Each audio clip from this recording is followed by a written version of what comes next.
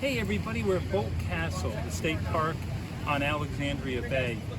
We've been touring the inside building. We're going to tour the powerhouse. What was interesting was he actually had his own power generator. Of course, this would have been around 1900, which wouldn't have been uncommon because he couldn't have connected into the power system of the town. So they actually had their own powerhouse that they made electricity for using diesel. Let's take a look inside. That's the castle. And this is the powerhouse. The powerhouse itself was destroyed in 1939, the contents, but some of the remnants are still inside. Charlie.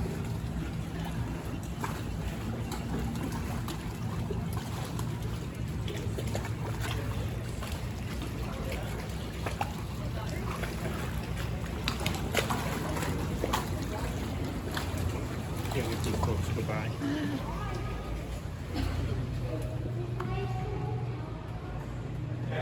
Here's what remains of some of the equipment. This is what remains of some of the equipment that was here. And again, it was destroyed in 1939. So there's only pieces of it. You're going to see some of the circuit breakers. But it has been beautifully restored to what it looked like. And you can see it was state of the art. 1900, this could have been probably one of the top generating plants in the area. And it was only made for one house.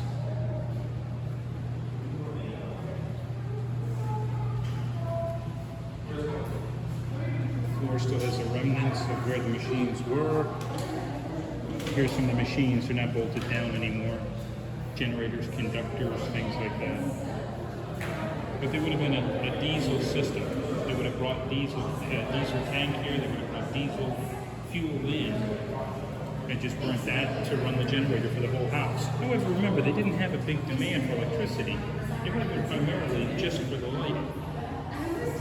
Most of the cooking would have still been done with wood, and the heating was just fireplaces all through the house. Some photos. This is made for where? This is a generator. It would have run just to make electricity or steam. Steam was a big use in the house. But in the early years, it would have had a lot of wood heating and steam heating. This was just really for lighting.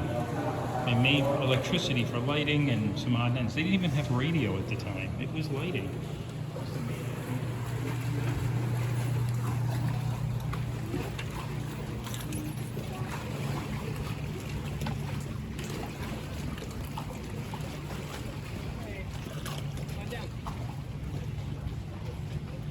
After you get your mask back on, yeah. Walking back up to the house. And you also notice the powerhouse was set this far back away because it would have made a lot of noise. It was just an electric generator running 24 hours a day. You hold this to hold around the don't move. There we go. There's Joey. You can see the flowers here. The landscaping is beautiful. 1978, they restored the property to its original glory. Now, Bolt himself owned two large hotels, one actually being in Philadelphia, the other in New York City. He was at the time one of the wealthiest men in America. Now, to give you an idea, I'm just going to pan up a little bit. This building in 1900, they were building it from 1900 to 1904, though there was some construction done in 1899, getting the ground ready. There would have been a lot of preparation just to bring the equipment in to start building, the number of workers, but it cost $2.5 million. Now, that was over 100 years ago, $2.5 million to build this. It was an enormous amount of money. In today's dollars, it'd be tens of millions of dollars to build this place. And we're really just here on the bay, but he owned the entire island. He had his own yacht house. I'm just gonna pan back again to the powerhouse, I mean, this was an enormous undertaking he had. Here are just actually two stone paths the workers would have used to bring in and out equipment on maybe rail cars. They did at one point have a steam engine here, a steam locomotive engine, just to move and haul rocks around the property. So for about 4 years, they built this castle. And then, of course, in 1904, his wife, sadly, at the age of 42, died. She was in New York City at the time. George Bolt himself, he actually decided to stop construction. So he lived to about 1916. There's a lot of pictures throughout the property of him, his family with his grandchildren. The great-grandchildren are still involved with the property today, and they've actually donated a lot of pictures. Now, the place had been in disrepair until 1978, when the state of New York took it over as a state park, and that made the world a difference. And there's pictures inside of what it looked like inside in 1978. A lot of graffiti, and the top layers, because again, remember, they had never finished the construction in 1904, remain as they were, unfinished. You can just tell the servants' quarters and things, where you can see that work had just stopped working. I want to pan out here on the bay. See Alexandria Bay, see some of the boats coming in.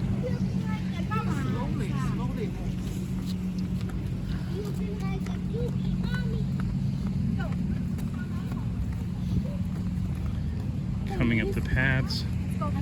These cobble paths, they had workers working just slowly dedicated to putting cobble paths in. Here's one of the towers, and it goes up actually 4 stories. Now inside is an elaborate staircase. The family would have lived on the lower levels and the servants on the upper levels. A lot of the rooms were heated by wood. I'm just going to show you some of the window work here. Another turret right there. I can't imagine what it would have been like if George Boldt had continued working on it past 1904. He actually, after the passing of his wife, went on to just go back to New York City, where he continued to run his hotel. They said that the heart of the island had left after his wife died, and the family didn't really use the island anymore. This was only one of their residents. His actual plan for it is still somewhat of a mystery. Why he would have retired here is unsure. Seeing again the powerhouse from a distance. I mean, the powerhouse alone is over 3,000 square feet. It's larger than many homes. So you can see the landscaping that he did was amazing. They brought in different flowers and plants from around the country. He really saw this as his monument. It was really a work of art, not just a home. The family had reception rooms where they had parties. There was a ballroom where they could actually have dancing. There's built inside organ, pianos. You can see the balconies up above. Some of the rooms had their own balconies. It really is an amazing sight, and you can see by the number of people going by, it's a must-see destination. It's just one of the lights that they light up the building at night with. There's picnic areas if you come by and you just want to sit and eat. He had his own yacht house. We're going to come around and see what's called the glass room. The glass room, again, in the winter would have been a place where they could entertain. They kept various flowers alive all year. Just to the right here. The sun alone came in and heated up that room to a toasty 72 degrees year round. Look up, you can see the balconies people had. People could come out, especially in the summertime. If it was too hot, sit on the balconies, get the breeze coming in from Alexandria Bay.